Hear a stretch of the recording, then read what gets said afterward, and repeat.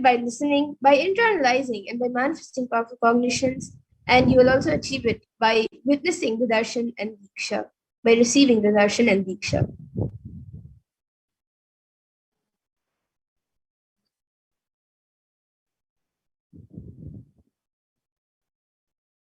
So now let's see what is the Bhava Samadhi Darshan.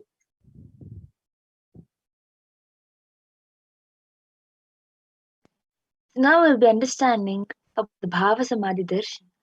So what is Samadhi? Samadhi means one with the source.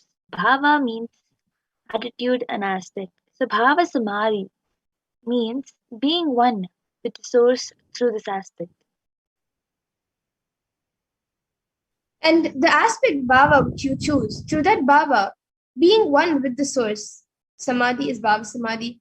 And knowing this aspect, Bhava is the ultimate, Adi, and being in oneness, Sama with that, is the Bhava Samadhi.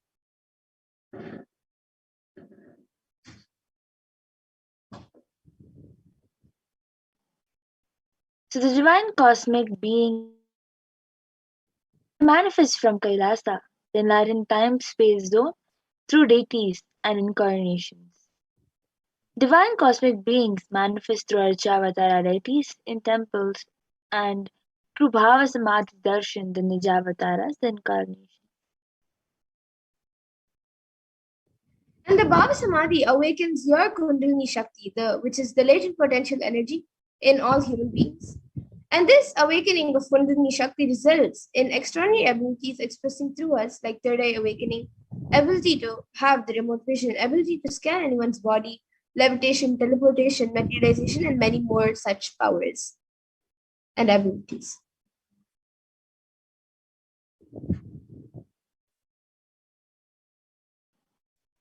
So this influx of superconscious energy visibly slows down the aging processes and improves immunity to diseases. With increasing level of coherence, the whole brain comes alive, turning into a superconductor of conscious energies that heal, empower, and transform our lives. And having darshan or even a glimpse brings a lasting transformation in us. Having a glimpse of an enlightened being, having a glimpse of a great sage, enlightened being, or a deity brings a lasting transformation in all of us, cleansing the lifetimes of karmas and raising you to the next level of subconscious breakthrough, which is like hitting a reset button on your being.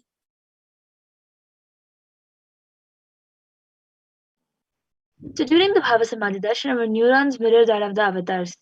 The mirror neurons activate and process all the absorbed moments of information of the avatar just by seeing.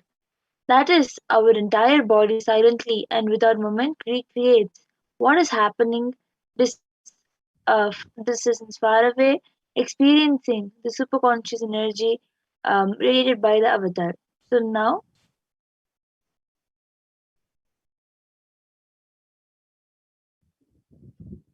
And now we'll be seeing a small introduction, a glimpse of who the Supreme Point of Hinduism is, the one who is giving us all of these sciences, extraordinary Shaktis, and much more. so the supreme point of Hinduism, Jagadguru Mahasanidanam, his divine holiness Bhagavan Nithyananda Paramashivam, is the reviver of Kailasa, a macrocosmic ancient enlightened Hindu civilization and nation. The supreme pontiff of Hinduism is the thousandth incarnation of Paramashiva as per the Hinduism, recognized by his predecessors who are enlightened masters. The supreme pontiff of Hinduism has made the science of power manifestation, yoga, and temple-based universities a lifestyle for humanity.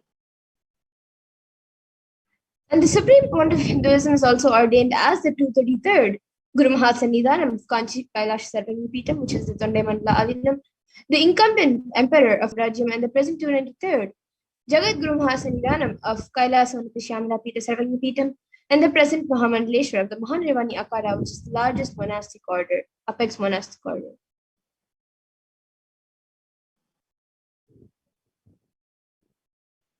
The supreme pontiff of Hinduism is the thousandth Acharya Mahamandaleshwar of the Attal Akhada and is the present 23rd Guru Mahasannidhanam of Dharma Mukti Swarga Paramadinam, and is elected as the Supreme Pontiff of Hinduism by a congregation of over 1,000 Hindu leaders.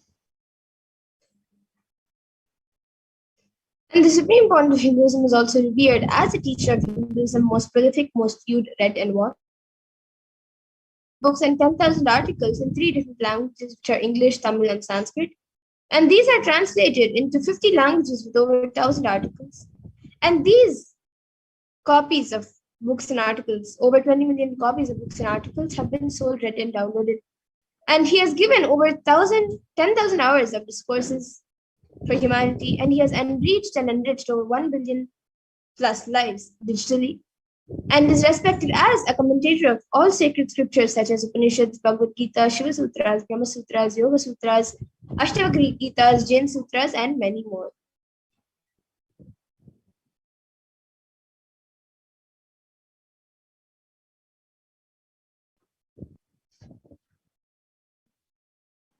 And the Supreme Pontiff of Hinduism is honored as the leader, internationally recognized Hindu leader, and is a reviver of 108 ancient Hindu sampradayas, including the Rudrakanyas, Rudras, Rishis, Rishikas, Bhairavas, Bhairavis, and the Sannyas.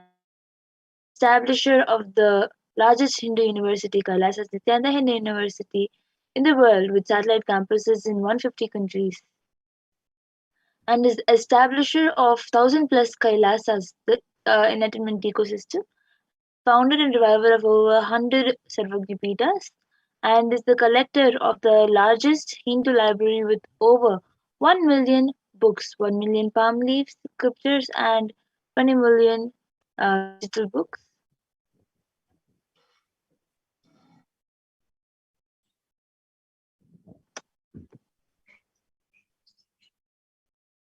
And now we come to the conclusion of this first segment, and we will be moving on to the further segments where we will be seeing a live demonstration of the extraordinary Shaktis, the divine powers of Paramashiva.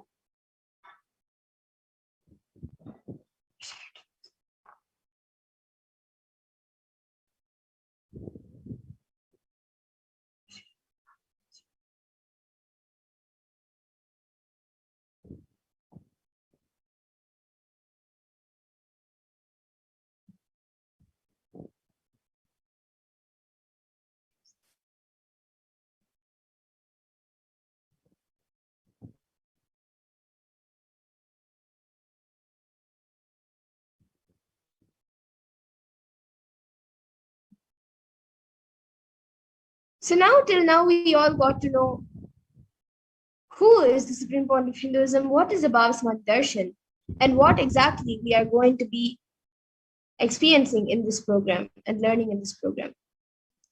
So now we'll be moving to the next segment, a very exciting segment where we will be seeing the manifestation of extraordinary Shaktis.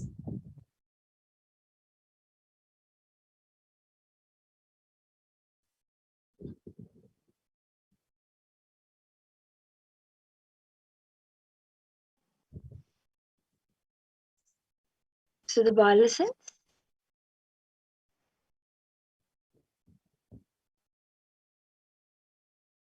So today, the Balasans, the Nityananda yogis, and the initiate disciples of the Supreme Pontiff of Hinduism will be demonstrating the powers of third eye and sharing with all of us the experiences and results of the extraordinary manifestation of the divine powers awakened in us through the Diksha, the initiation.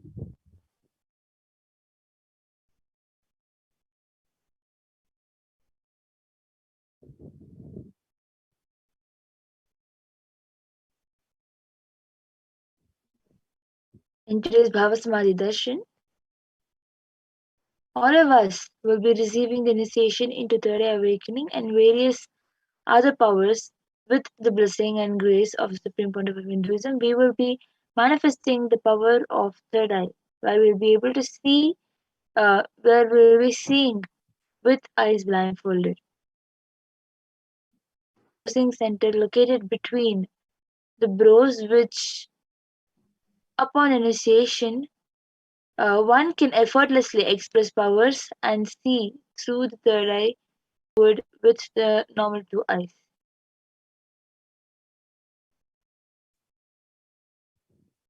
And now let's see what are Shaktis. What exactly are the Shaktis that we are speaking about? So manifesting powers, Shaktis, are described in the Vedagamas by Paramashiva as a system, method, and science for human beings to explore the various possibilities and powers and have access to various states of consciousness. And Paramashiva actually describes in very elaborately that every human being is hardwired to be able to manifest 463 plus extraordinary Shaktis. And Shaktis manifest from the fundamental cognition that you are a divine and you need to manifest the divine, not that you are a man and you need to reach the divine. Here, the foundation is that you are Paramashiva. You are unmanifest. Recognize that you are Paramashiva. Even if you have not yet manifested it, understand that is why what Paramashiva is revealing through this body and through this system, through this methodology and samyam, any samyama you do on powerful cognitions, you manifest only Shaktis, powers, not siddhis. So this is told by the Supreme Point of Hinduism.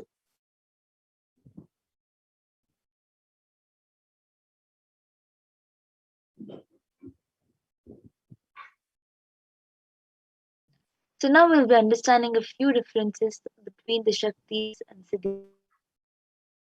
Siddhis. So we will see the differences between both of these terms.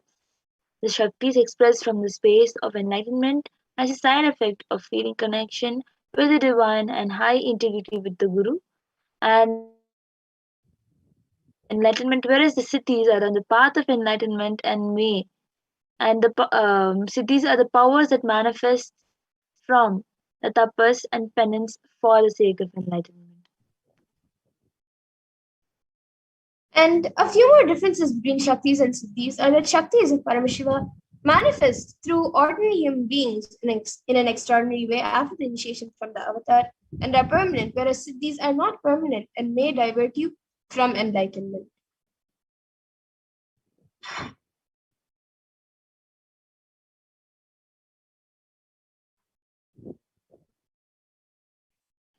So the source of these Shaktis, Paramashiva, is the primordial divinity in Hinduism, the ultimate reality and cause, which is self-effulgent, Swayam Prakasha, all pervading, unchanging beyond time, space, form, and causality. Thus, the fundamental base of Avyakta, the unmanifest, and Vyakta, the manifest existence, Paramashiva performs the Panchakritya, or the five cosmic acts, which is Shrishti, creation, Sthiti, sovereign rulership and maintenance, Samhara, which is rejuvenation, Prabhava, which is pulling out of delusion, and Anugraha, which is liberating grace for all living entities. And now the avatar of Paramashiva, the supreme pontiff of Hinduism, Jagat Guru Mahasanidanam, His Divine Holiness Bhagavan Nithyananda Paramashivam, as the thousand eighth living incarnation and representative of Paramashiva and the reviver of Kailasa, the ancient enlightened Hindu civilization was Hindu nation. Ever since the beginning of the civilization, the Sanatana Hindu Dharma has been the cradle of enlightened beings and highly advanced science. It was where the science of enlightenment and powers was lived and taught as a lifestyle. And for the first time in the modern day, the Supreme Point of Hinduism is reviving these yogic sciences and transmitting it to the world at a record-breaking pace which is never accomplished before.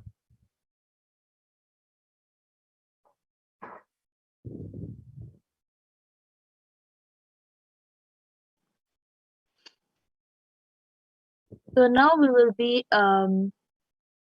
understanding the Guru Parampara.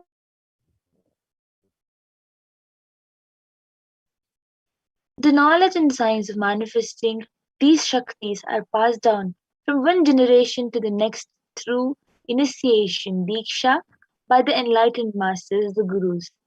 So the supreme pontiff of Hinduism, being recognized as an incarnation at a very young age, was trained and taught these sciences to revive the initiation and knowledge repositories for billions to manifest science of power manifestation from disciplines of Vedanta, Tantra, Srividya, Yoga, Yogic powers, Mantra Shastra, Siddha Vidya, science of Aushadha, Advaita, Bhakti Yoga, Paramashiva Jnana and Paramashiva Vijnana. The great rishis, munis, the siddhas, the superconscious mutants who know Hinduism have predicted and recognized the supreme pontiff of Hinduism as an avatar, an incarnation of Paramashiva, and Parashakti. So this knowledge, the power manifestation, has been passed through various gurus. As you can see, the power manifestation has passed down from all these, and this is termed as Guru Parampara in Sanskrit. And all these munis and rishis and gurus have recognized the Supreme Pontiff of Hinduism as an incarnation.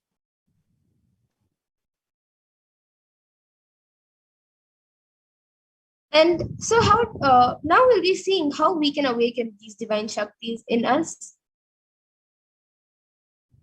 Every ultimate truth, jnana.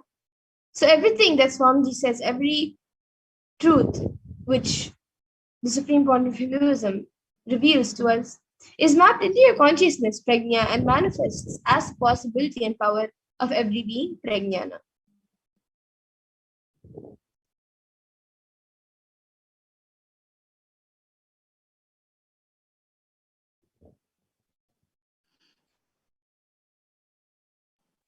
Now,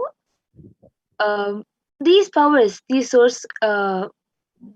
powers are scientifically authenticated through four aspects of evidences or the pramanas. In Sanskrit, the evidences are called the pramanas. So first is the Shastra Pramana, which means the eternal unchangeable truths revealed in the source scriptures. The Apta Pramana, which means experiences and results of Aptas, which is the authorities of Hinduism, the Vedic rishis, and the scientists who have time tested and verified these sciences. And the next is the Atma Pramana, which is an account of the Supreme Point of Hinduism, this millennium's avatars, personal experience of the power manifestation. And the next is the Pratyaksha Pramana, which is an empirical evidence from observation and scientific experimentation.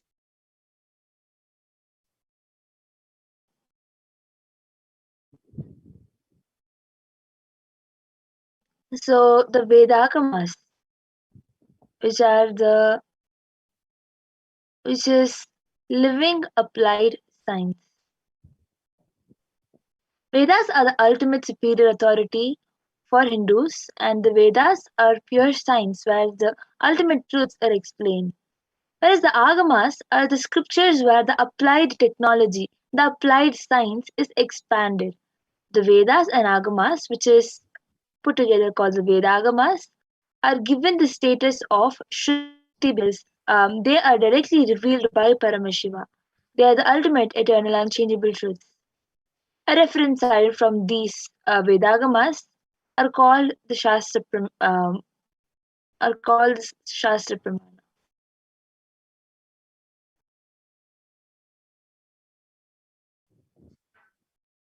And now let's get ready to witness a very unique and exciting demonstration, live demonstration of the powers of third eye. So we'll be first entering into the power of third eye, which is seeing with the eyes blindfolded. So we'll be going through all the pramanas, evidences, the scriptural. The first is the scriptural reference, the Shastra Pramana, for the power of third eye.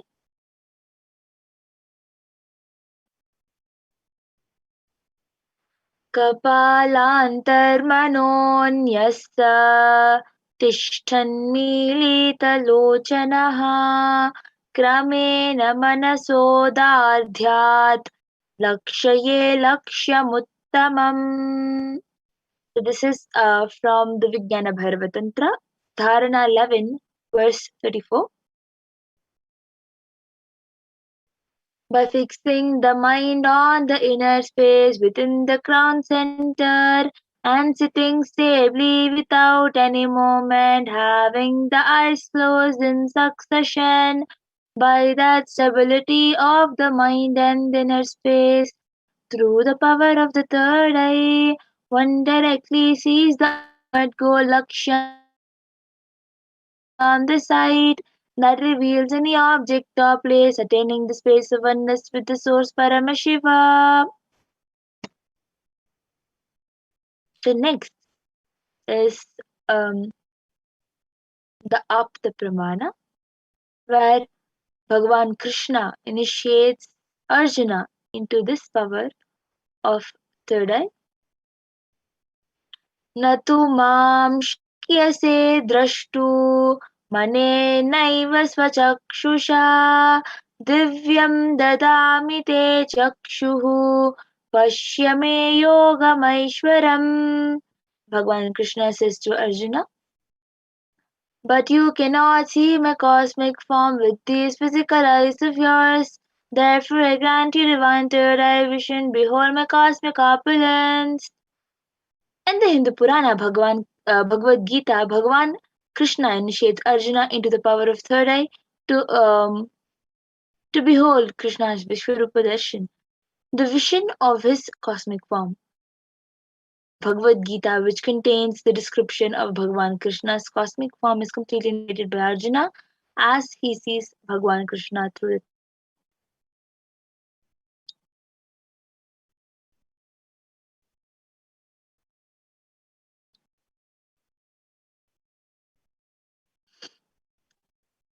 So the next is the Atma Pramana in Swamiji's own words.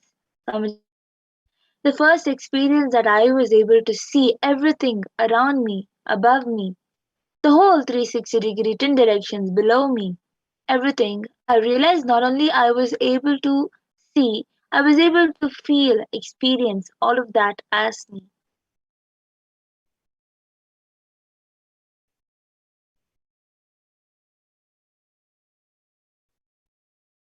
So the next is the Pratyaksha Pramana, the empirical evidence from observations and scientific experimentations. The study measures and compares metabolic cell activity of a brain in conscious and meditative open third eye state. This is a PET. It was declared that when doing daily activities, high activity is measured in the brain where third eye is located, and when in deep Samadhi state, only the third eye region is active and almost 90% of the rest of the brain is at peace.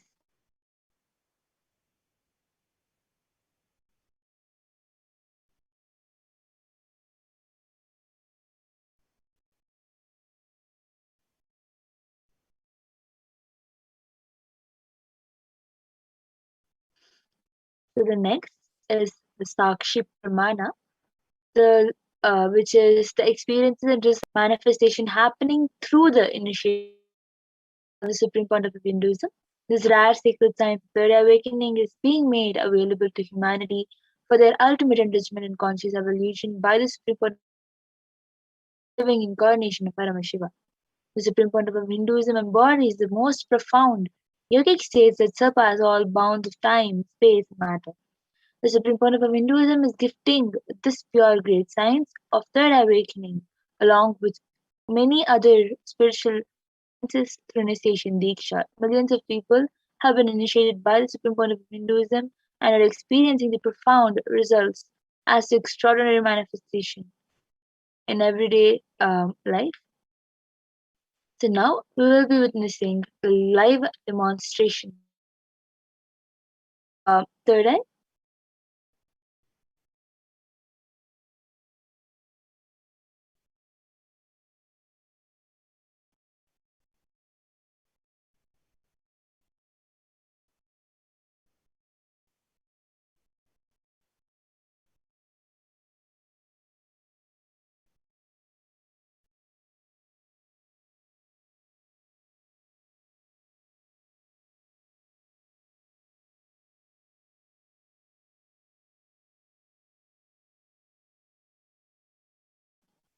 We'll be witnessing the live Sakshi Pramana, the live demonstration of Sakshi Pramana by the initiated disciples of the Supreme Pontiff of Hinduism, the Balis.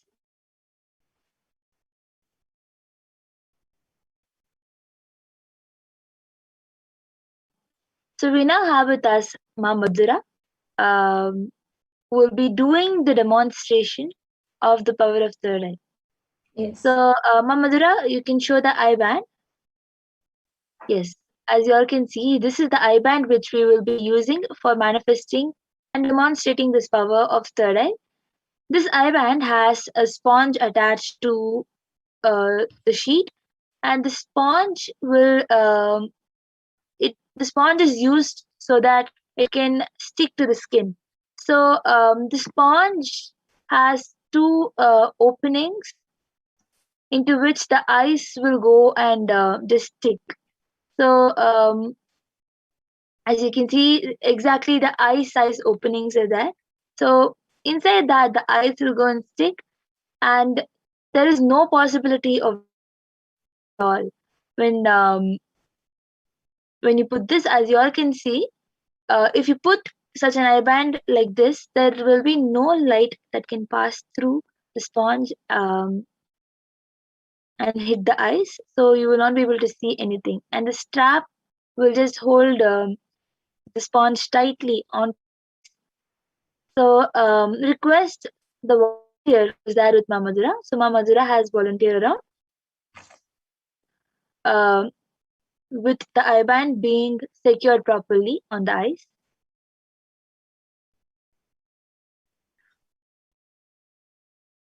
So as you all can see in front of you, the eye band is being put.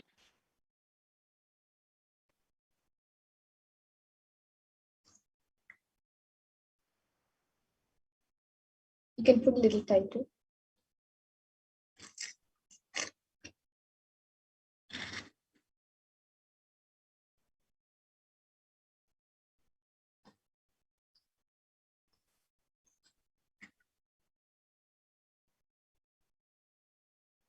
So everyone can get ready with whatever you want to type. You can type and keep it, and it will be projected for everybody to also see as Ma Madhura reads.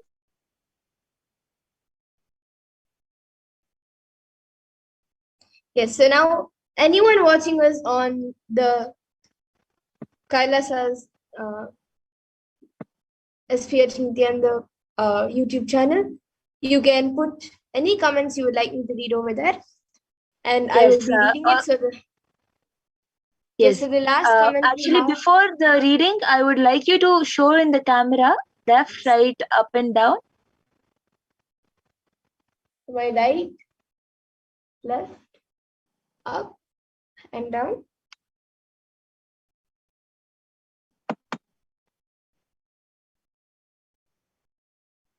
Yes, and now you can all see also the comments. So we have the last, we have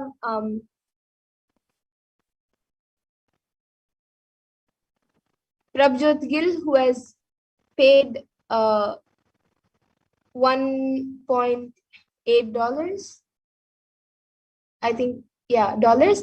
And we have, above that, we have Rahul Aswani, who has put Namaskar emoji and an Om emoji with a purple background. And then we just have a comment right now from Utpal Takaraya. He has put Loka Samasta Sukhino Bhavantu.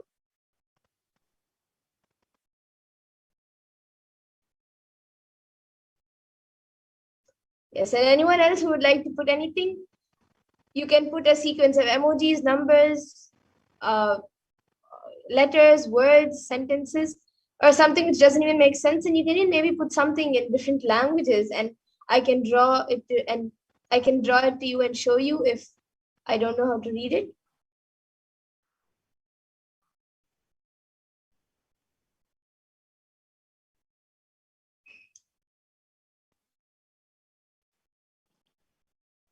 Anything, any random numbers together, scientific terms that you think Madhura will not know.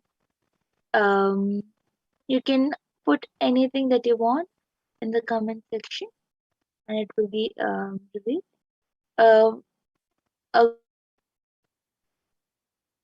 Anything you want, you can put it in the comment section.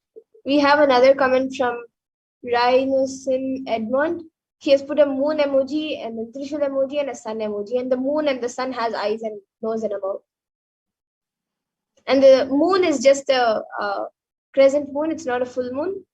and there's only one eye shown, and then the nose and the mouth. The sun, both the eyes and the nose and the mouth is shown. And the sun has 1, 2, 3, 4, 5, 6, 7, 8, 9, 10, 11, 11 or 12. I guess I got confused. 11 or 12 rays.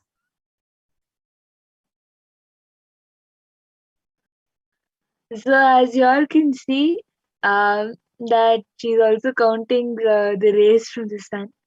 So Yes, it has 11 rays. Yes, and now we have another comment from Rahul Aswani who has put Om Namo Venkateshwara, Venkateshaye, and with a namaskar emoji and a deepa emoji and a flower emoji.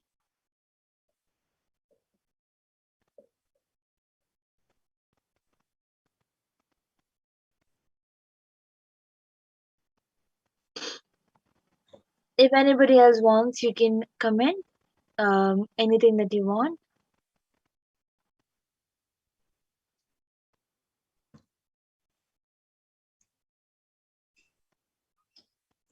Yes, and till then, I also have this book with me today. You can see there's a book from Swamiji. Common answers to common questions. Yes. So the uncommon answers to common questions. Yes, and I'll be opening a random page in front of all of you and reading the page. So I'm opening a random page. So this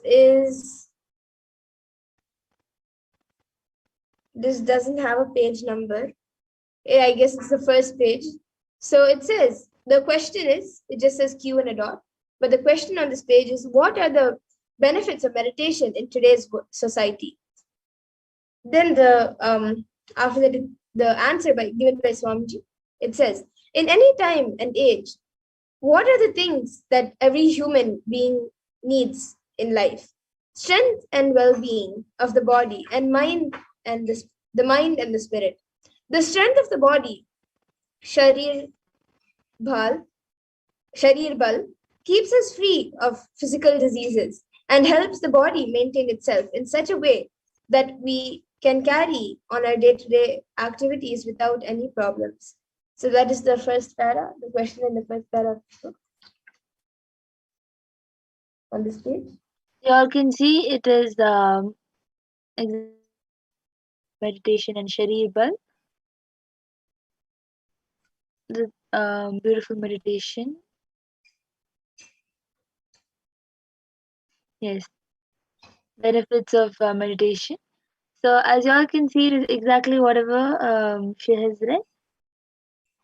You can also it's a free book available in internet. So if you want, you also can page if you want to confirm.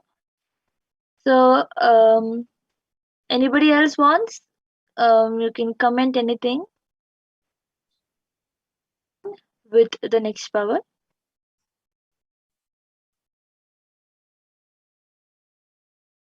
Anyone viewing us right now on the YouTube channel, you can put your comments. And even if you're watching somewhere else, you can put your comments on the YouTube channel.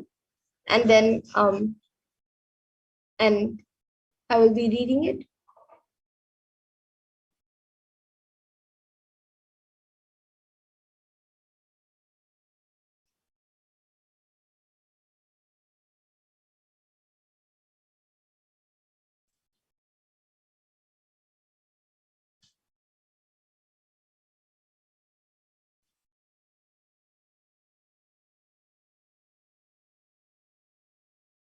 You can put a different language, a sequence of numbers, emojis, letters. You can even put things mixed up or something that doesn't even make sense.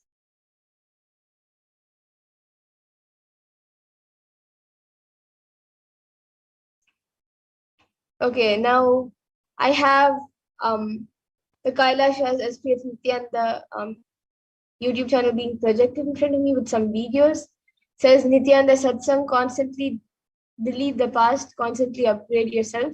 on the 29th July 2021.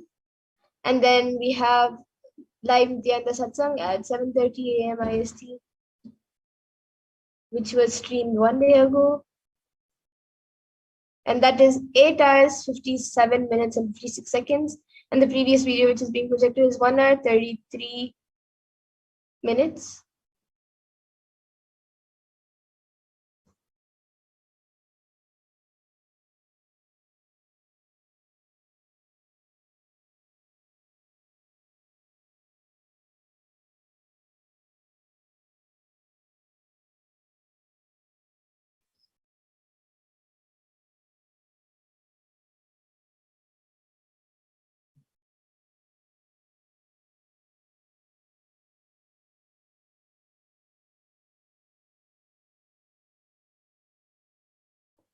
Okay, so now I have a few links and a post which is being projected in front of me. It says hashtag Nityananda, hashtag Kailasa, hashtag United Nations. Link to report, https www.ohchr.org/documents/hr board and then 3 dots. And then watch, share, and like our videos. Subscribe to our channel to be notified of the next upload. And then it says it is given the link to that, to the Nithyananda TV.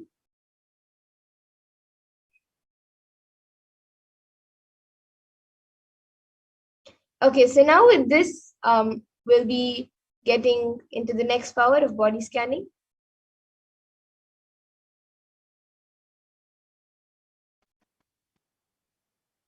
So I request the volunteer to now remove the IBAN. Yes, so as you all can see, the I-band is being removed right in front of your eyes.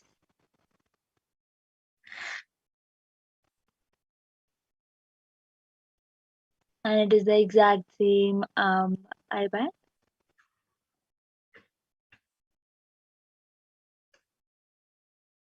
Yes, and now we'll be moving to the next power of body scanning.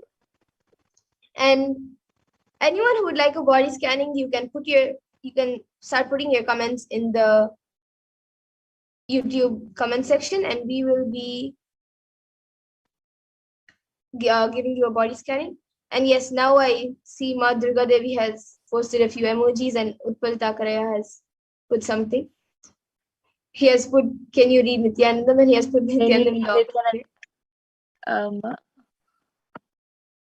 Yes, so Ma Durga Devi has asked for body scanning. Yes, Ma will be first going through the pramanas for the power of body scanning, and then be getting into the power of body scanning.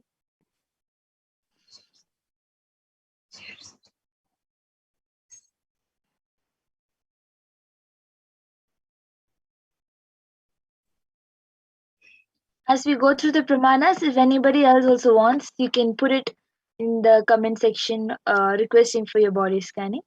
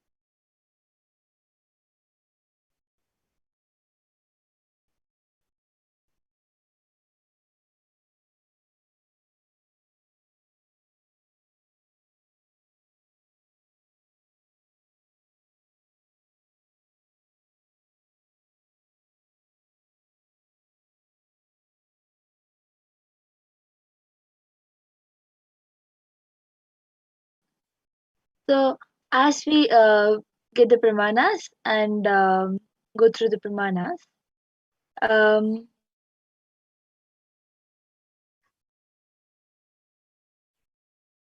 Ma Madhura, I think you can share of manifesting the power of body scanning. Yes. And actually, we can get into the pramanas.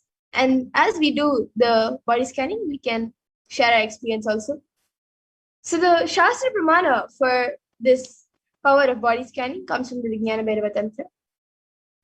Swadehe jagato vapi sukshma sukshmatarani cha tatvani yani nilayam dhyatvante vyajyate para. So this comes from the Vijnana Bhairava Tantra. And the next, the Apta Pramana for this power is from the life of a Siddha whose name is Teraya. And he was one of the prominent disciples of Agatya. And one day a man suffering from a severe headache comes to Agatya and asks for healing. So then Agatya, using the power of body scanning, reveals that there is a small tere, a type of frog, sitting in the person's brain. And he tells his disciple Teraya to perform an open head surgery and remove the frog. And once the surgery is completed, the person is healed and cured of the headache, and thus Teraya gains his name, which is Teraya. And the Atma Pramana for this power of body scanning, Swamiji, it comes from the experience of the supreme point of Hinduism himself, when he had gotten the multiple compound hand fracture.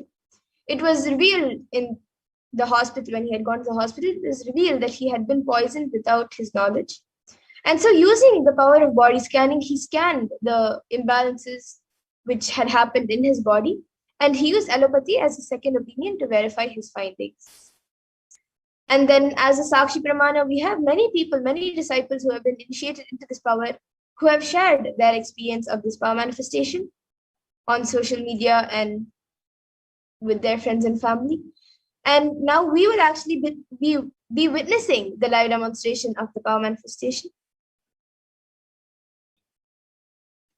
So anyone who would like a body scan can put your comments in the YouTube comment section. We already have a few comments from Ma Durga Devi. So Pragnana, you can start a scan for Ma Durga Devi's daughter, Subiksha Shri.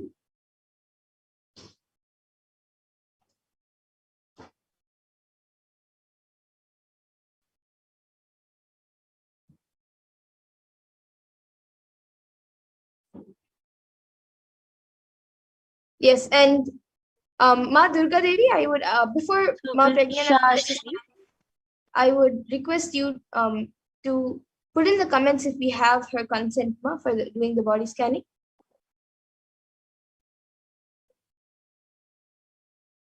Ma Durga Devi, you can put it in the comment section if we have your daughter Subiksha Shri's consent for the body scan.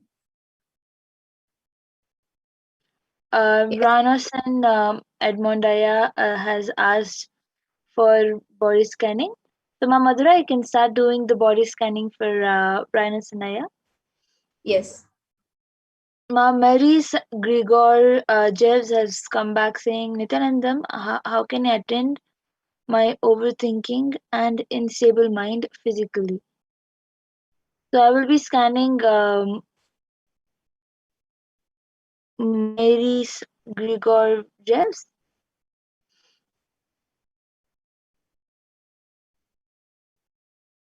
Om Nithyananda Paramashivoham.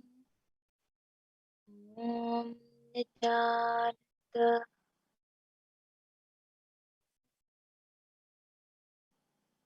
Yes, and Rhinus and Edmondaya, for you, I was able to see that you are getting a small allergy and dryness on your skin right now. So I was able to see for that, if you apply oil on your body, you can either pure coconut oil or castor oil. Apply that oil in the night wherever there is some irritation or sensations in the skin or dryness in the skin, apply that in that area. Apply oil in that area before you sleep, and also another time before you take a shower in the morning. So these 2 times you can apply either pure coconut oil or castor oil in the places which is on your body which is dry and which is becoming like a small allergy. You can apply these 2 oils, either one of them, whichever you have, in the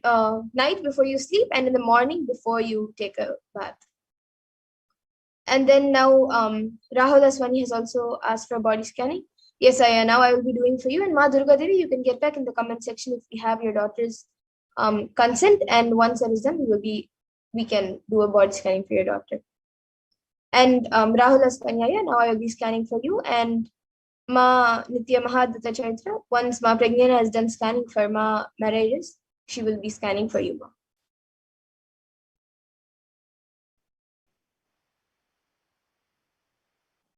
Myra's Gregorius Ma, I was able to see that the overthinking about your an unstable mind about your health,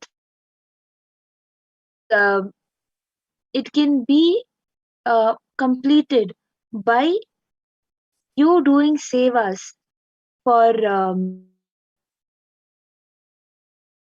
do puja and seva and put your mind completely into the divine and your master.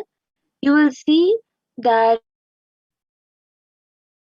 will not be there because you are completely dedicating yourself to the divine and the master. I was able to see that physically you will not overthink about or have unstable mind. That I was able to see.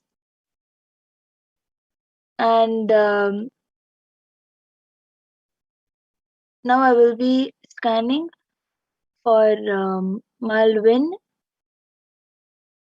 in Wildwin, which Ma Adbhuta Charitra has asked.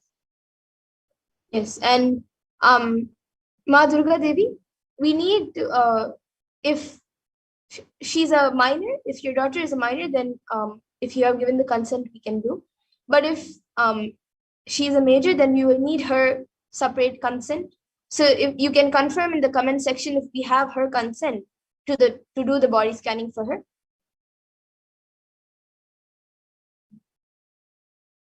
And Rahul Aswanyaya, for you, I was able to see that there is ulcer with stomach, and I was also able to see that in your back there is like a shooting pain which is occurring, like it is not very often, but maybe like around once or twice in 5 days. You get like a shooting pain in your back. From your lower back, it comes like a shooting pain. So for that, I was able to see that the root of both the ulcers in the stomach and the shooting pain in the back is the food that you're eating is actually affecting your body physically. So I was able to see that you have to be more careful about the food you're getting, the ingredients that you're using in your food. You need to make sure that everything is organic and everything is proper. And that is what will help in healing your body. And Prabjot Gilaya, for you, I was able to see that for you, I have already scanned, and I was able to see that for you, you should, for being able to achieve wealth for what you are looking for, you should first make your cognition more stronger about what type of wealth you want and have a deeper understanding of it.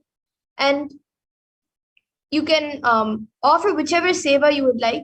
You can offer that to Lord Venkateshwara, and with gratitude for Venkateshwara, ask him to shower you with wealth. That was what I was able to see for you, Aya. And yes, Ma Durga Devi, now I will be scanning your daughter. And and I will be scanning you also. Back saying, yes, Ma, this is exactly correct diagnosis, and is also same as scanning from almost a week back. So on multiple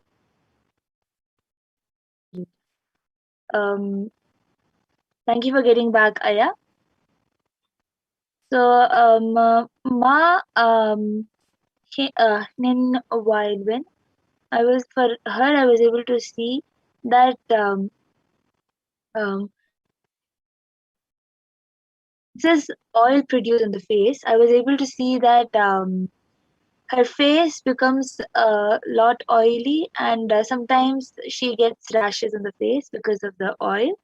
And I was able to see that she has dry throat. Outside it is oily, but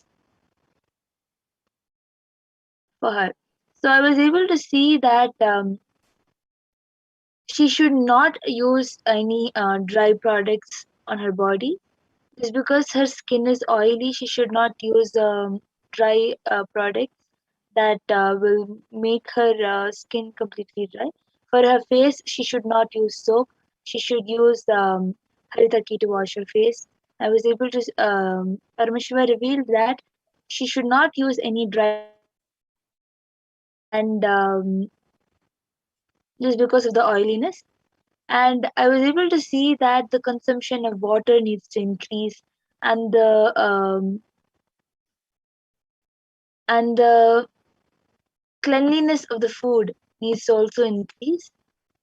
She needs to have a cleaner diet, and that will improve with the dryness inside. It is it is not only the throat which is dry. Inside, her full digestive system is completely dry.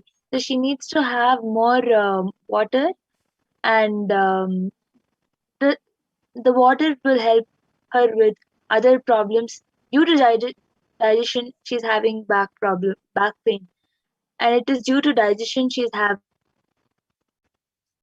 just having water is the solution I was able to see. Having consuming more of liquid um, in through either juice or um, or as water, that will help her with improving her digestive system and the dryness which is being caused inside the body. And she should not use dry products like soap or face wash on her face, and she should not use any oily products like oil or or the creams on her face. She should just use turmeric, haritaki, and um,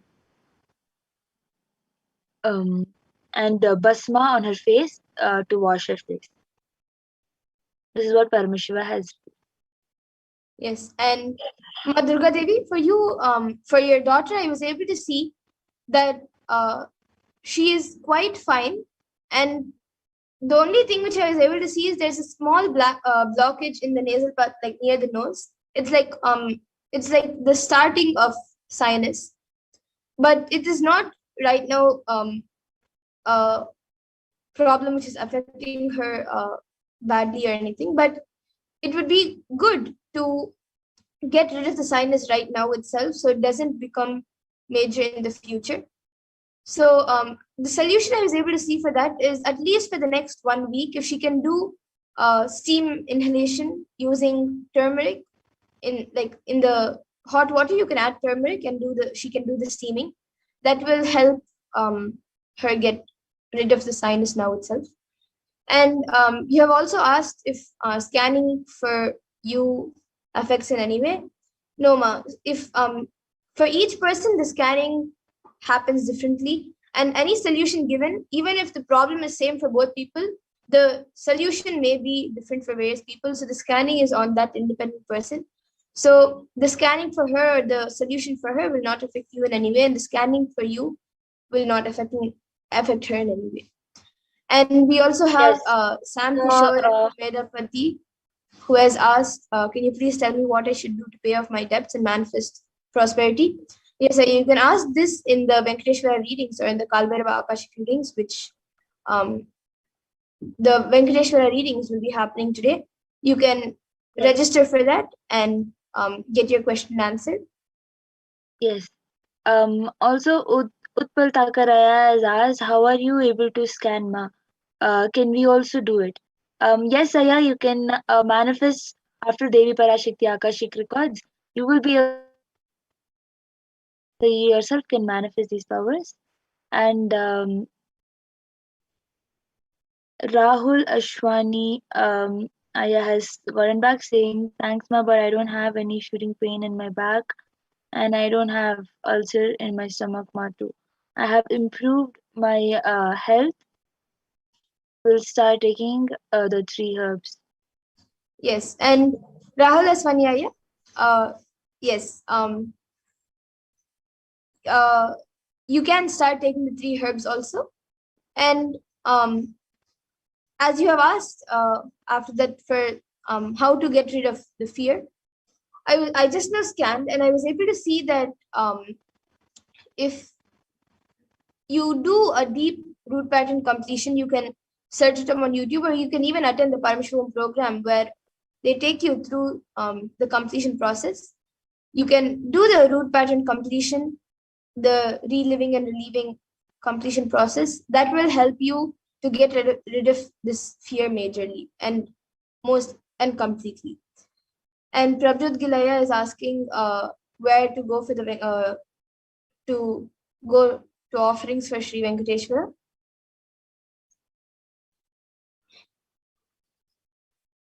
You can we will have another segment coming up where they will be sharing with you. We will be sharing with you where you can go to get the offerings, to make an offering to Sri Venkateshwara, as there are many different offerings that you can offer, so you can choose, and we will be taking you through those offerings and how you can register for them. So you can stay tuned for those segments where we will be telling what offerings you can make.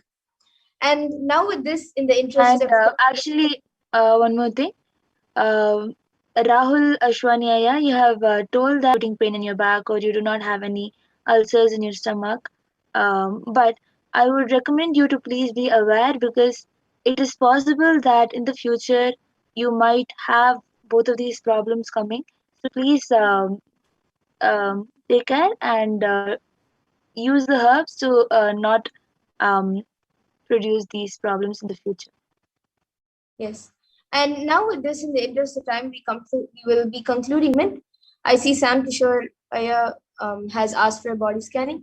Yes, every day 2 a.m. and 4 p.m. IST, we will be having these segments again, where we get ready for the Parashakti Akashic news, and on Saturdays and Sunday for the Venkateshwara Bhava Samadhi Akashic Venkateshwara Bhava Samadhi Darshans. So you can again come and join us and request for the body scanning, and we'll be more than happy to do one for you. But now, in the interest of time, we'll be moving on to the further segments. I thank all of you for joining us today for this Power Manifestation segment, and please stay tuned for the further segments where we will be learning about who is Bhagavan Venkateshwara.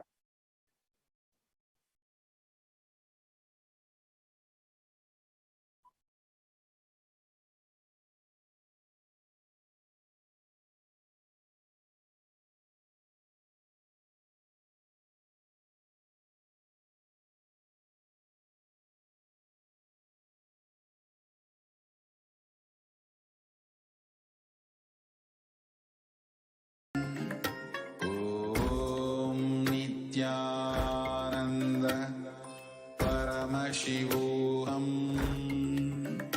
Om Nithyananda Paramashivoham. Om Nithyananda Paramashivoham.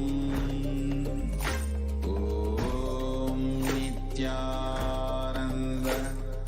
Paramashivoham. Om Nithyananda Paramashivoham. Om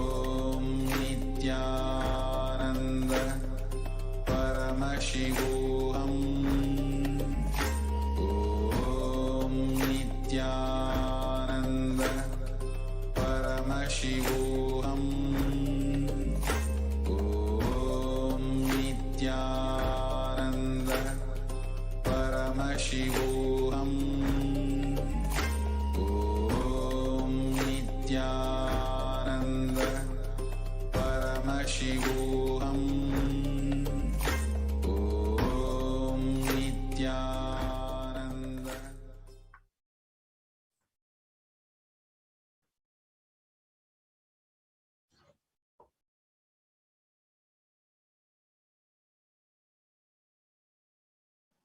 So now we will be today versus Kailasa today.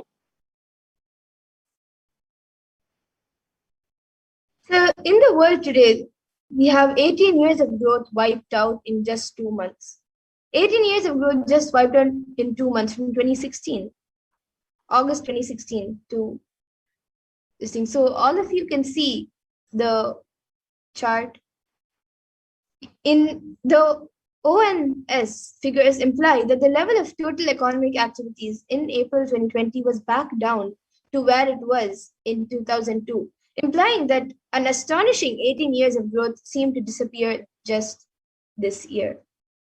And you can see Kailasha, the spiritual solution, 2000 years of economic history in one chart, all major powers compared by GDP from the year 180. So Hindus have actually contributed to 40% of the world's GDP.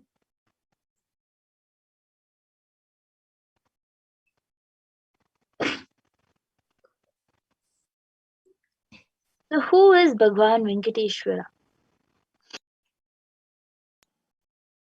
Venkateshwara is one of the most powerful modern day incarnations who happened in the Kali Yuga. Mahavishnu came down as Sheshadri and Bhudevi took birth as Padmavati, and they got married and stayed in the planet Earth with the body at least for 200 years and created a beautiful kingdom, blessing the devotees with wealth, health, and all auspicious things.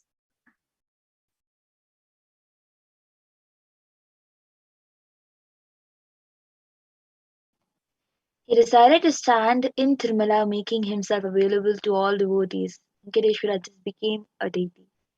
The very body, how he is standing, it just became an Archavatara. Our Archavatara means incarnation in the form of the deity to receive all the worship and devotion of the devotees. So Srinivasa became Archavatara, standing in Tirumala and gracing the whole world, the whole universe, showering wealth, health, and all the spiritual benefits. Venkateshwara has the Shri, which is Devi Mahalakshmi, the goddess of wealth and prosperity, within his chest.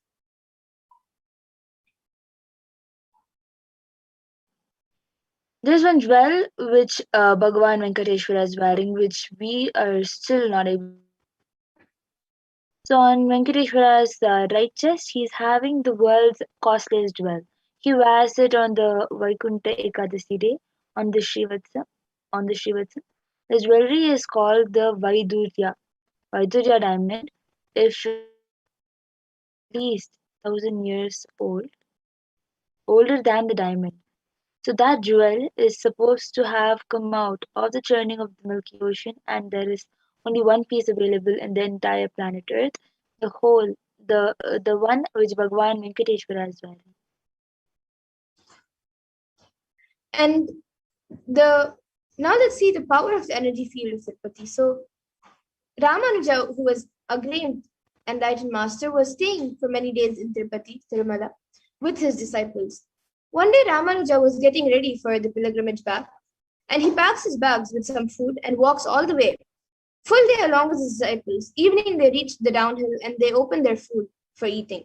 They found a lot of ants in the food. The disciples have started cleaning all the ants. Ramanuja just stopped and said, "No, don't do it. Don't do." He just packed the whole food safely, not leaving one ant. Walked all the way back up the hill without having any food, especially in the night. All the disciples were wondering what had happened.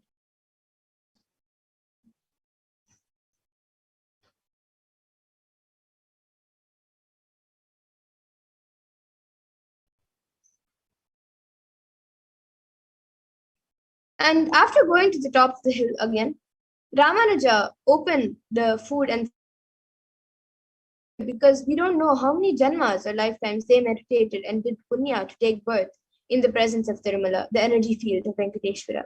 We have no right to take them out of this energy field and leave them somewhere else. Even when masters become deities, siddhas comes to live around in their presence. So when deity becomes masters, naturally all the siddhas, all the higher level beings come to live around them. And the Shastra Pramana for this comes from the Narayana Sutram, verse 1.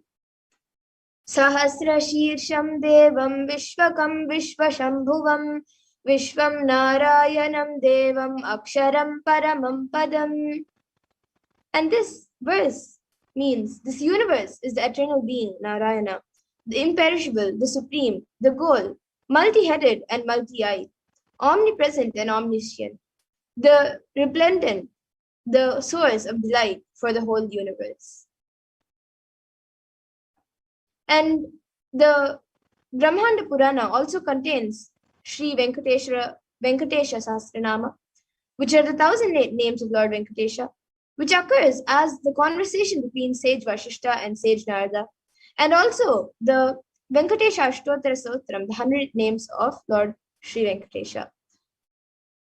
And there is a verse from the Brahmanda Purana saying, Krite tu narasimho bhutretayam raghunandana dvapare vasudevascha kalo venkatanayaka. The translation of this verse says, in the Krita Yuga, Lord Narasimha, in Treta Yuga, Lord Sri Rama, in Dwapara Yuga, Lord Sri Krishna, and in Kali Yuga, Lord Sri Venkateshwara are called as the Pratyaksha Daivams, the living deities. And Swamiji shares the Atma Pramana for Lord Venkateshwara. Swamiji shares Venkateshwara is his muscle memory. So he shares, I have a very strong connection with Venkateshwara. My mother came to know that she was carrying me when she was on a pilgrimage to Venkateshwara temple in Tirupati. She did the Anga Pradakshina, the circumambulating the temple by rolling on the floor around it. And after that, she vomited. Usually people vomit after the Anga Pradakshina. Then they gave her the prasada, the consecrated food of laddu, the fried Indian sweet. And after that also, she started vomiting. Then the elders saw the pulse and confirmed that she was carrying. The first sweet I got is from Venkateshwara. I have a strong connection with Venkateshwara. So this is shared by the Supreme Point of Hinduism himself.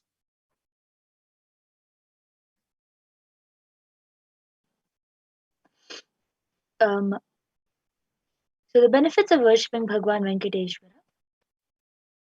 From the Vishnu Sahasranama, Palashruti verse 6. Yasha prapnoti vipulam yati pradanyameva cha achalam shriyamapnoti shreyah prapnoti anutamam. The translation is, he becomes endowed with great reputations and becomes the foremost amongst his kith and kin.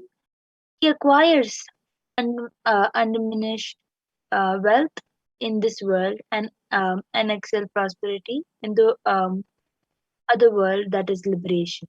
Bhagavan, all the Ananta Kalyana Gunas, divine auspicious qualities, and the one in wealth and all other dimensions of life. And in today's Darshan, Bhagavan Venkateshwara will be manifesting through the Nijavatara, 1,008th living incarnation of Paramashivoham, the Supreme Point of Hinduism, Jagadguru Mahasannidhanam, His Divine Holiness, Bhagavan Nithyananda Paramashivam. And all of you can receive the blessings and initiation to awaken the wealth consciousness in you. So now Ma Pragyana will be sharing with all of you the 2 dimensions that we have in Hinduism for wealth creation. Yes, the 2 dimensions of wealth creation, the Sankhanidhi and the Padmanidhi. We have 2 dimensions of wealth creation in Vedic tradition. So Sankhanidhi means conquered wealth, conquered from the natural sources, and the Padmanidhi means flowered wealth like a lotus, which is created. Padmanidhi is made to flower from natural resources. And in the Vedic tradition, there are two major gods representing wealth. One is Kubera and the other is Lakshmi. So Kubera hoards and holds wealth and sits on wealth. Example, treasury, stock market, and other things similar. Kubera enjoys the subtle power that holding wealth can bring. And Lakshmi represents wealth that is flowing, circulating, and which is going around like current. Lakshmi uses wealth to enrich herself and the world. Lakshmi creates wealth effortlessly, uses it freely, and distributes it unconditionally. So now let's see wealth creation in the Hindu way.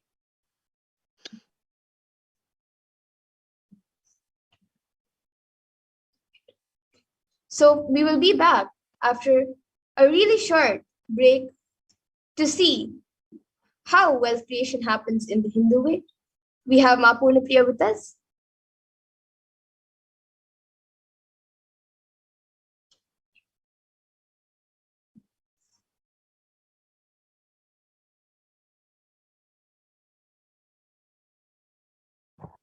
Sorry, muted.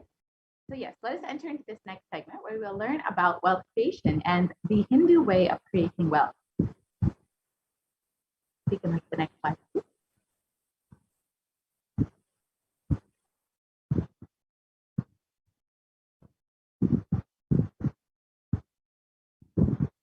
So life can be equated to two things. One is the ability to achieve what you want in the inner or outer world, and two is just getting stuck in both the worlds. These are the only two equations.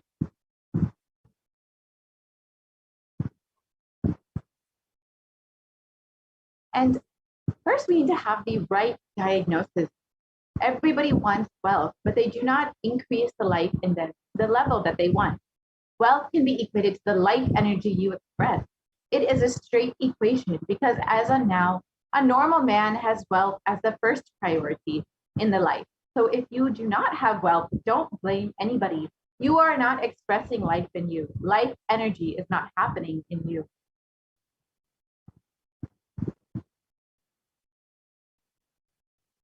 What is the goal of creating wealth? Creating wealth is the intrinsic part of life. Krishna says very beautifully in the Gita, the universe by its very nature works, works, works. If you have at least the goal of creating wealth, you will be creative. Your energy will be channeled properly. The first priority in life should be for moksha, for enlightenment.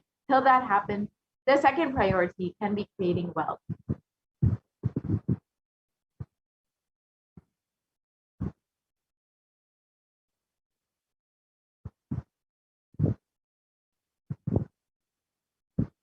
So why should we create wealth? Creating wealth makes you non-violent because your whole energy becomes creative. Creating wealth brings tremendous interest in life and non-violence.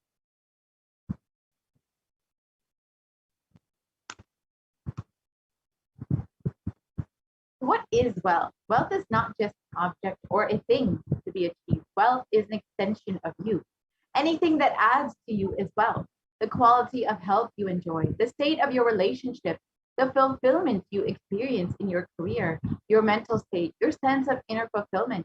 All these are measures of wealth, of success with which you have created wealth in your life.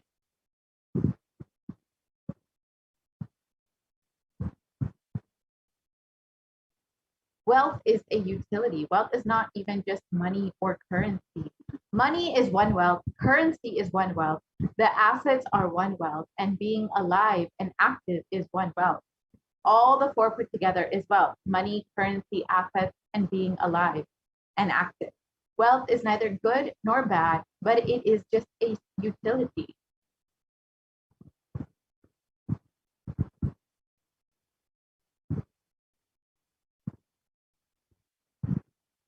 What is wealth consciousness?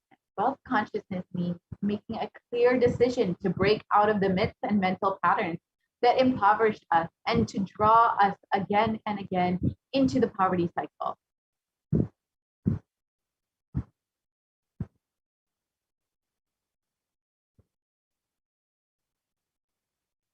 And as the Supreme Pontiff of Hinduism has revealed again and again, you manifest what you believe. You don't manifest your desires, you manifest your cognitions, what you cognize and perceive as reality.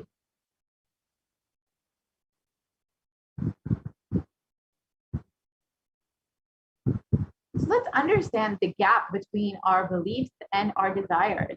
Many of us say, I really desire wealth, but deep down you believe wealthy people are arrogant people, bad people.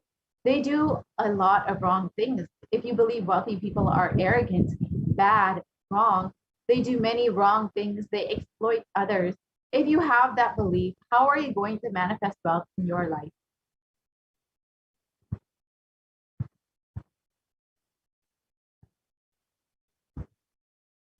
Your perception is the material out of which your reality is made. If you desire wealth, but you believe, perceive, cognize wealthy people are bad, or wealth is too much responsibility, naturally, you will not manifest wealth in your life. The gap between your desire and your perception is called a mental pattern.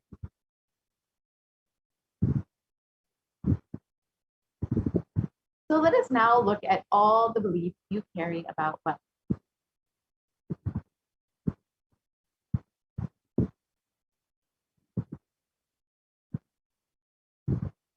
So one of the most common beliefs that we all carry is that wealthy people are arrogant or bad people.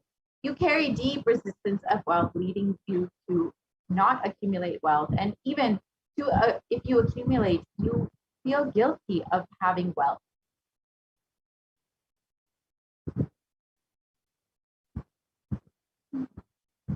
However, the truth is arrogance does not come by wealth.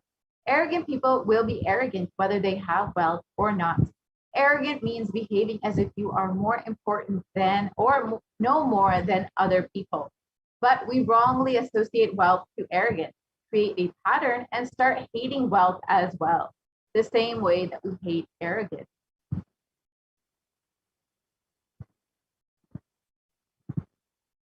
Another common belief that we carry is that poverty is good.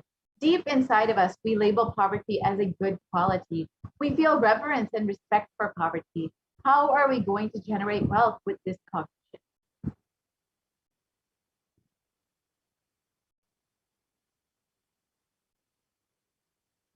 And another common belief is that handling wealth is more responsibility.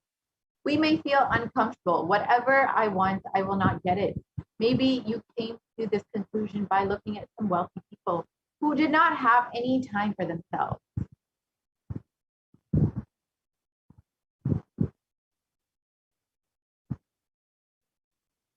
And some more inadequate beliefs that we carry on wealth is that making money is a sin. And creating as much wealth as you can, celebrating it, sharing it, and is wealth consciousness is high creativity with high responsibility. Wealthy people work smart, not hard. And again, this is untrue. Don't be too lazy to bend your body, your mind to realize your dreams. Read the stories of any famous millionaire today. You will see that wealth does not come from a genie in a bottle.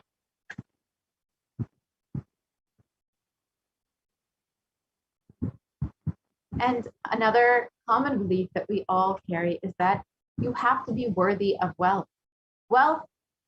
However, wealth serves those who are wealthy in their very consciousness. You don't have to be worthy in any way.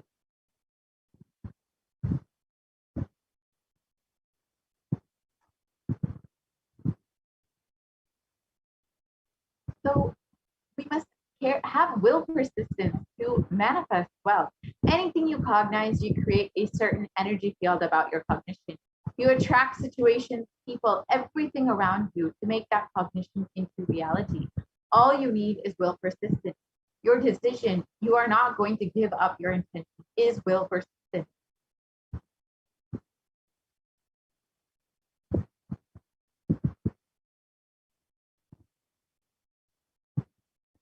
So now let us work on preparing our mental patterns. Your mental patterns go on affecting you, but you always tell, I'm too busy to repair myself. It is like sitting in a broken car and going to be rotating the handle or pushing and pulling the gears and doing whatever you want, you are not going to move 1 inch.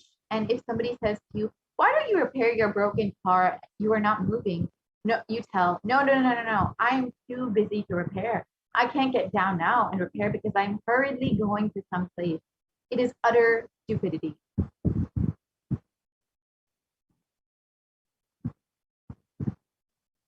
First thing we need to understand is that it is possible to repair our mental patterns. You may be desiring to have wealth, but you may not be believing, perceiving, and cognizing it as your possibility. The first and foremost important step we need to do is create an energy field of attracting wealth.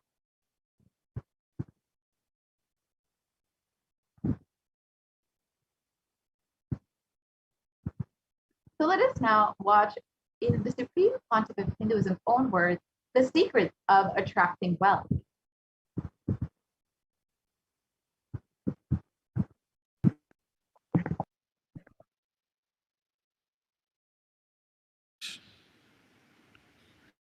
The first step we need to do,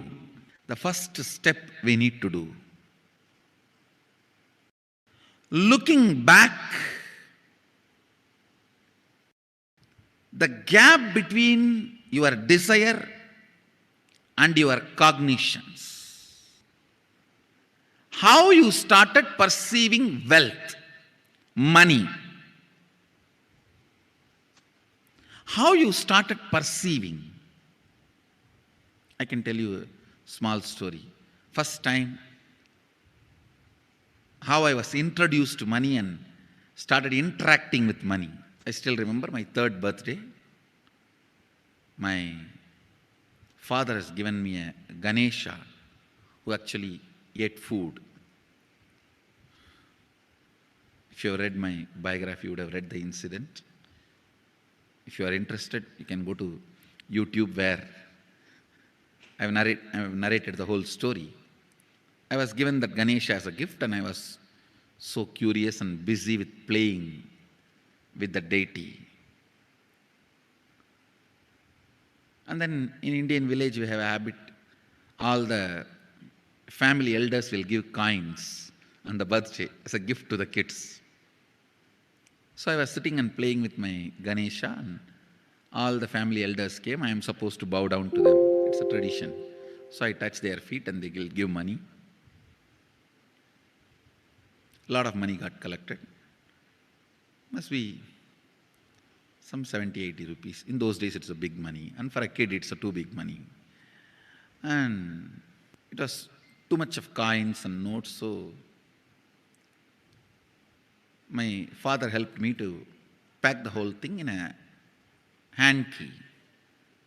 So I looked at him and asked, what should I do with this? He said, you can buy whatever you want. I said, I don't need anything. I only wanted this Ganesha. You already gave it to me. I don't need anything. He said, then you can give it to anybody you want. So I just called all my cousins, brothers, everyone was playing. I grew up in a large joint family. 27 of us grew up together. So it's almost like a one school, small school. So all of them were playing. I called in my loud voice, hey, anybody wants to come and take this money? I don't want it. So 4 or 5 kids were running and my elder brother ran fast and took the whole thing, whole hand key. My father told me to tell my elder brother to share everyone, to share with all. I said, I have decided I don't want. And I said, whoever wants, take it. So he took it. How can I interfere in this after that? It's up to him. I will not even interfere, giving any further instruction to how they should share or who should share and all that. I said, I don't want. That's my first relationship with money. I still see very clearly that it's the same relationship. Still, I don't touch money. I don't handle. Never felt the need. Anyhow, I am not saying this should be your pattern or this should be your. I am just giving you an example how I started relating with. So now dig out how you started relating with money. That was actually my completion with money. I touched first time money only to give dana. Still I am doing the same thing. Still I touch money only to give dana. How you cognized money, wealth, what all your perceptions and beliefs and cognitions about money. Let's dig out. Let's get them out first. The moment you remember money, does it bring tremendous pain, suffering, impossibility, all that in you? What is the emotion or energy it invokes in you?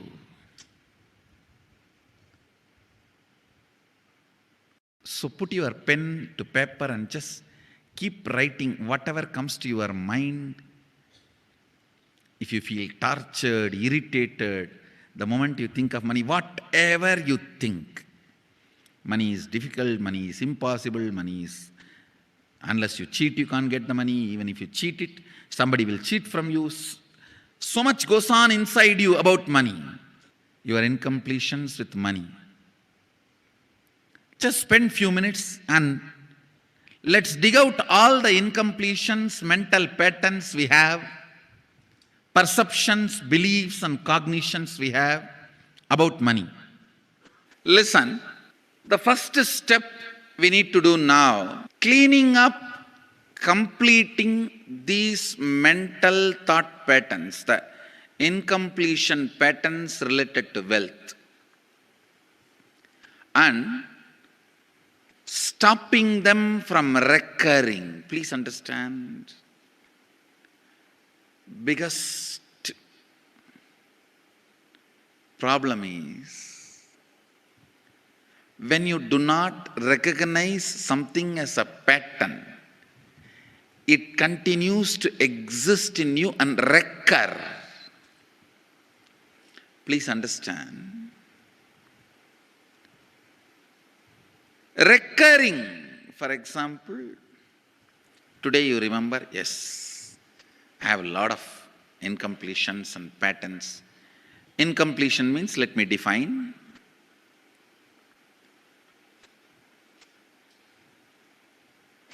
Your past sitting in your present, not letting you live your future is incompletion.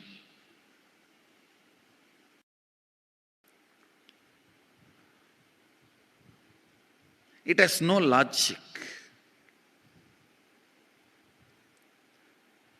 Because you lost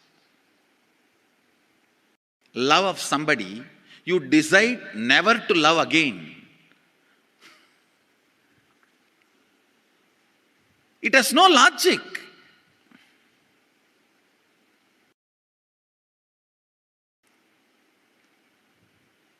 Tons of negative decisions, cognitions you make about life is incompletion. I'll give you one small example. 8-year-old kid is in the classroom. Teacher asks, who is the first Prime Minister of India? The kid jumps on the bench and shouts, Mahatma Gandhi. Naturally, the whole class laughs. Because Mahatma Gandhi is not, neither is Mahatma nor he is first Prime Minister. Okay, let's leave it. When the whole class laughs, she decides never to come in the front, jump up and be active. Even after 50 years, if she becomes a CEO of a company, in the team meeting, she will be telling her ideas to somebody else and somebody else will be presenting. Even if she is the head of the meeting, she will continue to suffer the decision she made at the age of 8. How many of you see this is happening even in your life in some form? That is what I call incompletion.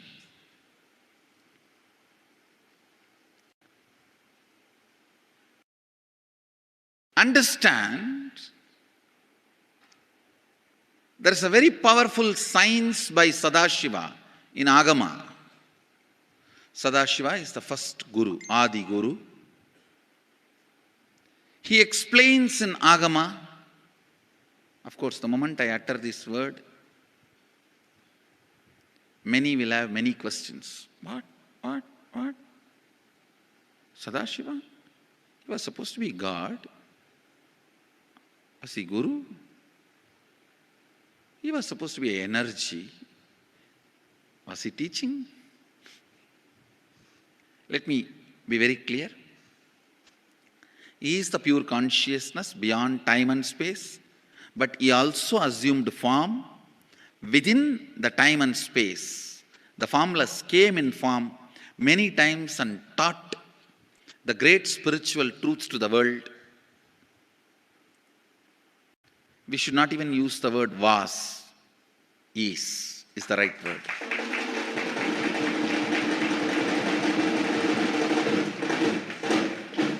He gives a beautiful science of completing with this incompletion patterns, known, unknown.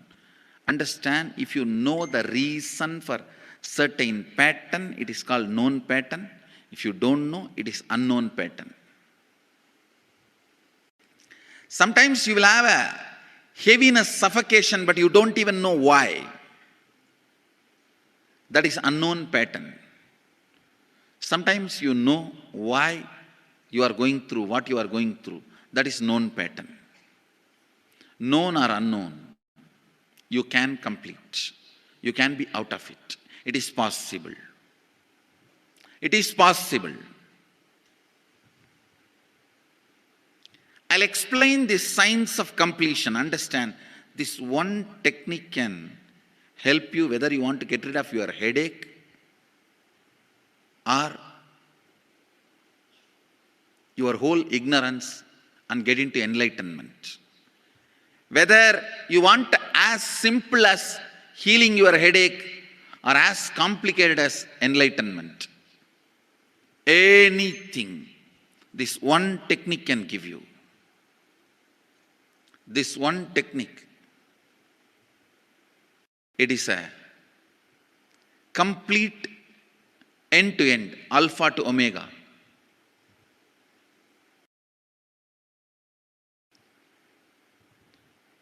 It's from Sadashiva directly. In the Agama, 94th verse, 22nd technique. The chapter is called Shivajnanopanishad and also called as Vijnana Bhairava.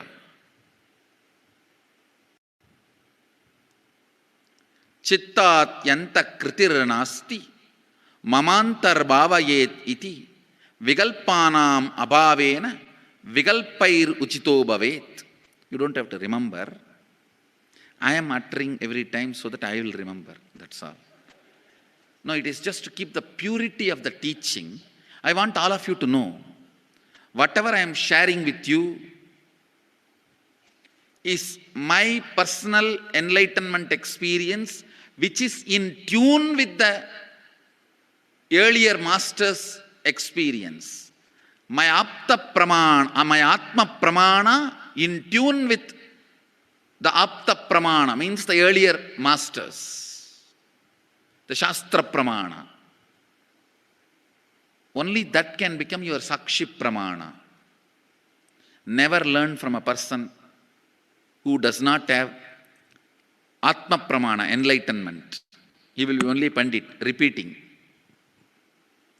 Same way, never learn from a person who claims yes, enlightenment, but does not keep his experience in tune with the Shastra Pramana and shares with you. It's always dangerous. Maybe it must have been good for him, but we don't know whether it is good for all of you. The Atma Pramana should always be acid washed with Apta Pramana, Shastra Pramana. Only that can become Sakshi Pramana, experiential reality for you.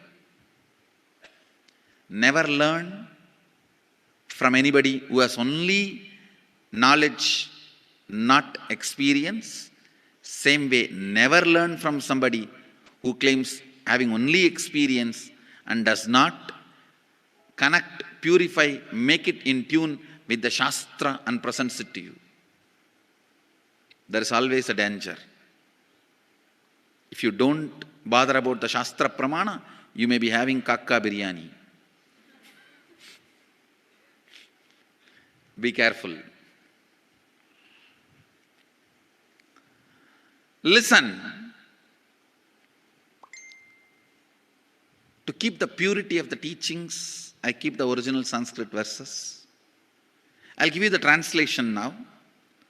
Consciously feel within the mind stuff of past memories of incompletion, with its activities as mind, intellect and ego, not existing in me. By contemplating this way in your inner space, disidentify from the past impressions and memories of completion. Put your active attention at the space of past happening. Relive these imagined impressions and memories of incompletion. Then the mind stop having fully ceased from its present characteristics of forming thought patterns and cognitions is complete. Thus you become complete and achieve the original space of complete completion. Listen. Now I will explain. I have read out the translation. I will explain what to do. Now you wrote many of the patterns, incompletions, thought currents you are having about money, ideas, cognitions you developed about money from the young age. Do only one thing. Just go back to that same age when the incidents happened in you, the cognition started building in you, the beliefs started building in you, the idea started building in you, the perception started building in you. Relive the same situation. I am not asking you just remember. Remembering means, for example, something happened at the age of 7 which is still hurting you about money. You asked 1 rupee from your uncle and he did not give, but he gave it to his son. It's still sitting and hurting. If now you are 47, this happened 7.